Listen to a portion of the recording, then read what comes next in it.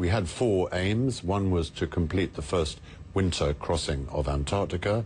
That has proved impossible, which we always knew it might, but it's rather like saying the Americans would never have got to the moon if they hadn't done something unpredictable which could have gone wrong.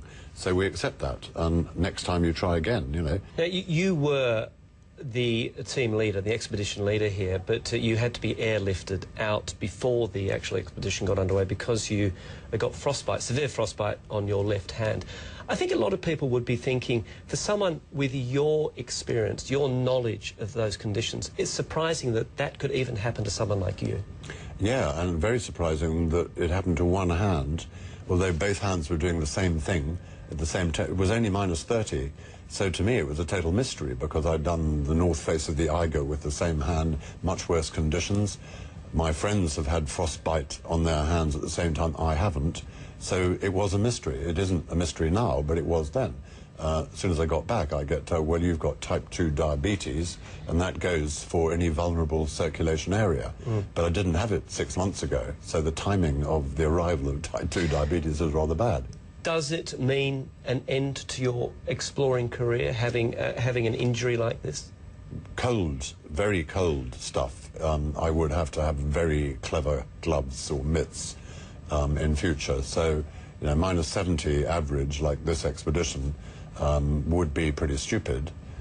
Whereas right up until now, it's been fine. You sitting here and them being there, is there a sense of, a deep sense of frustration? And generally, when you're not out there doing it, are you bored? I'm not bored, no, because I'm focusing on the other aims of the expedition, one of which is why I'm here now, which is to raise money for Seeing is Believing. Our sponsor, Standard Chartered Bank, have raised about $58 million so far, which has affected over 2 million people, well over 2 million people for their eyes. Sorry if I don't talk in dollars. £9 is a pair of spectacles for a child somewhere like Africa, India, China, all over the place, where they might not get spectacles and they can't go to school because they can't read. That can affect their later life. A cataract operation is only £21, so, you know, $58 million, that is a lot of human beings very well affected. Of all the expeditions, is there one that particularly stands out? I think probably when, with Dr. Stroud, who's a nutritionist, I did the first unsupported crossing of the Antarctic continent, and we lost all our body weight, we cannibalized our muscle, and that was probably physically the most, well, at the time, horrible, but afterwards, you know, and we had beaten our Norwegian friends, which always means quite a lot to us.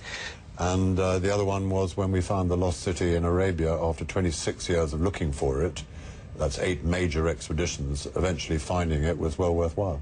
And in your expeditions over the years, have you noticed marked changes caused by what you would consider climate change?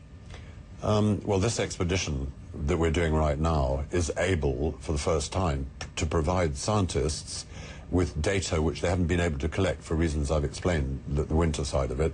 So that will put a situation where there is more information which will be used by people to say, yes, that is man-made, or that is not man-made, or it is definitely happening. There was less snow than there was, and it's, you know, the sea is definitely going up. I wouldn't want to live in New York, for instance. And yeah, so that is happening.